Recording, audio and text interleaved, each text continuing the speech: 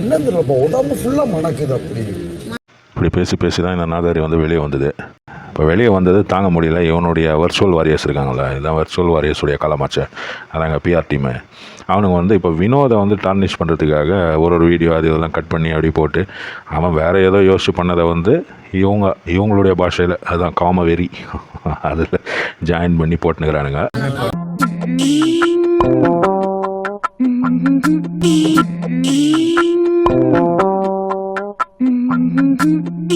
வினோத் நின்று பார்க்கும்போது அந்த மியூசிக்கும் சேர்த்து கேட்கும்போது ஏதோ சைக்கோ கொலைகார மாதிரி இருக்கிறாங்க பார்க்கறதுக்கு. அதுதானே நம்ம மக்கள் அப்படி தானே புரிஞ்சுக்கிறாங்க. பிஜிஎம் போட்டு ஒருத்தருக்கு எதிராக ஒன்று பண்ணும்போது, இல்லை ஒருத்தருக்கு ஆதரவாக ஒன்று பண்ணும்போது அதை நம்பிக்கிறாங்க நம்ம மக்கள். ஏன்னா நம்ம மக்களுக்கு வந்து மியூசிக்ன்றது அவ்வளோ முக்கியம் வாழ்க்கையில்.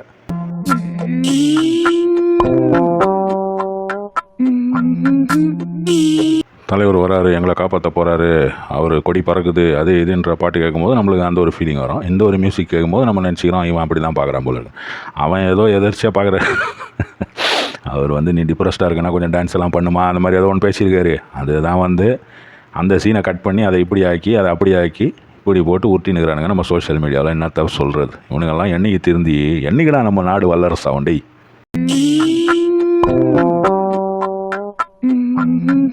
அரோராவுடைய பேர் வெளியில் டேமேஜ் இருந்தாலும் அவங்க வந்து உள்ளுக்குள்ளே கொஞ்சம் ஒரு சாதாரண ஒரு குழந்தை மாதிரி பழகிற ஒரு கேரக்டர் தான். அப்படி தான் வந்து எனக்கு தோணுது. இவனுங்க வந்து அதை வச்சுன்னு அவங்க இப்போ கமருதீன்கிட்டையும் இப்படி தான் பழகிறாங்க, இவங்ககிட்டையும் இப்படி தான் பழகிறாங்க. இது வந்து இந்த நாதாரி பார்வதி மாதிரி ஆளுங்க என்ன பண்ணுவாங்கன்னா இந்த உமன் கார்டு தூக்கிடுவாங்க. ஐயோ என்னை அப்படி தொட்டான், என்ன ஊருக்கு ஆக்கிட்டான்ட்டு. ஆனால் அவங்க அந்த மாதிரிலாம் பண்ணுறதுலாம் அவங்க ஒரு ஃபன்னாக எடுத்துக்கிறாங்க. அவ்வளோதான் மேட்ரு.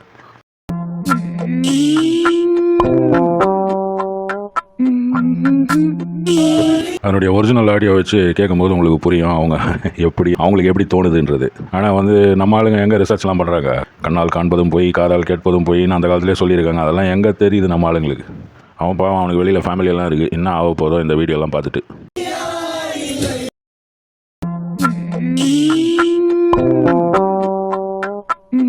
இந்த ஒரு சீனியை மெயினாக ஓட்டினுக்கிறானுங்க. அவர் வந்து கை விட்டார்.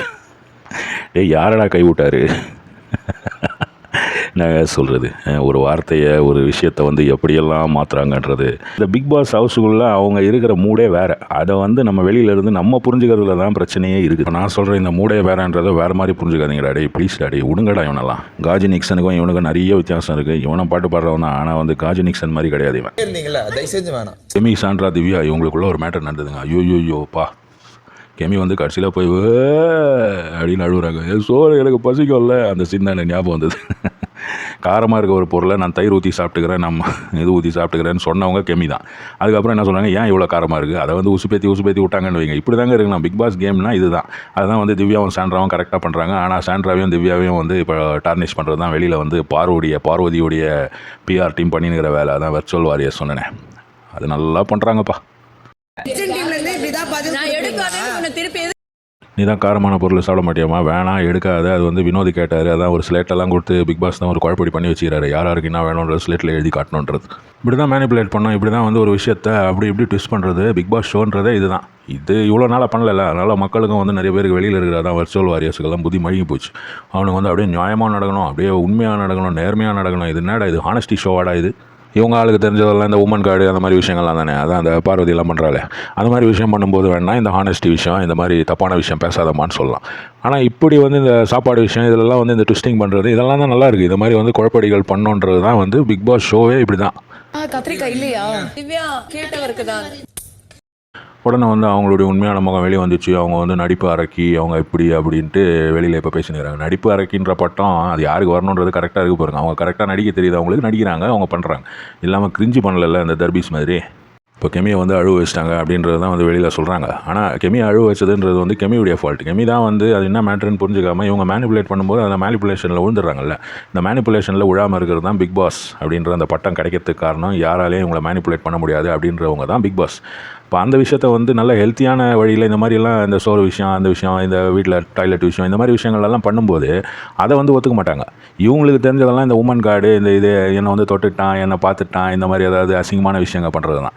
இப்போ கனி வந்து கரெக்டாக பண்ணியிருந்தாங்க. கனியை வந்து ஒரே கழுவி ஊற்றல் போன 2 வாரம் முன்னாடியெல்லாம் கனி வந்து இது பண்ணிட்டாங்க. அவனுக்கு சப்போர்ட் பண்ணிட்டாங்க, இவனுக்கு அவங்க சப்போர்ட் பண்ணாலும் அவங்க என்ன பண்ணாலும் அவங்க வந்து அந்த ஷோ வந்து கொண்டு போகிறது நல்லா ஹெல்த்தியாக தானே கொண்டு போகிறாங்க. அதுதான் நம்ம பார்க்கணும். பார்க்க போனால் இந்த கெமியெல்லாம் வந்து ஒரு வீக்கான கண்டஸ்டன்ட் அப்படி தான் நான் சொல்லுவேன். சுபிக்ஷாவாக இருக்கட்டும், இல்லை வியானாவாக இருக்கட்டும், இவங்களுக்கெல்லாம் வந்து அந்த மைண்ட் பவர்ன்றது ரொம்ப கம்மி. இதில் வந்து கனி நல்ல ஒரு பிளேயரு, அதே மாதிரி பாரு வந்து ரொம்ப கேவலமான ஒரு பிளேயரு. வேறு 2 நல்ல பிளேயர் யாருன்னா, ஒன்று திவ்யா, இன்னொன்று வந்து சாண்ட்ரா. இதை வந்து ஒத்துக்க மாட்டாங்க. இதை வந்து அவன் பற்றியா, அவள் எப்படி பண்ணுறா பற்றியா, அவள் ரொம்ப அசிங்கமானவா, ரொம்ப கீழ்த்தரமானவா அப்படின்ற மாதிரி பேசி பேசி பேசி வெளியில் அசிங்கப்பட்டது தான் இவனுக்கு வேலையே.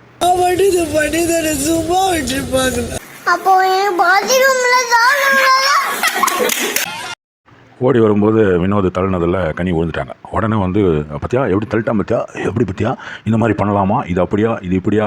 கனி சொல்கிறாங்க அது ஒரு கேம் தானே, அதை விடுங்க, அது போய் எடுக்கணுன்றது தானே மேட்ரு, அது விடுங்கன்னா கேட்க மாட்டேன் நான் கடைசி வரைக்கும். வினோதம் அதில் கோவப்பட்டாருன்னு வைங்க. வினோத் வந்து அதில் ஹீட் ஆஃப் த மொமெண்ட்டில் வந்து என்னென்னா, நீ வீடியோ காட்டு கண்டிப்பாக இந்த வாரம் அவருக்கு வீடியோ போட்டு காட்டுவாங்கன்னு நான் நினைக்கிறேன். அதான் விஜய் சேதுபதி 1 வருஷத்துக்கு அப்புறம் பண்ணலாம், இப்போ லேட்டஸ்ட்டாக வந்து ஒரே குறும்படம்னு போட்டு தாக்கி நிற்கிறாரு. கமல் இருக்கும்போது ஒரு சீசனில் 2 படம் 3 படம் தான் போடுவாங்க. இவர் இப்போவே 2 3 போட்டார் போல இருக்குது. எப்படியோ விளங்கினா சரி.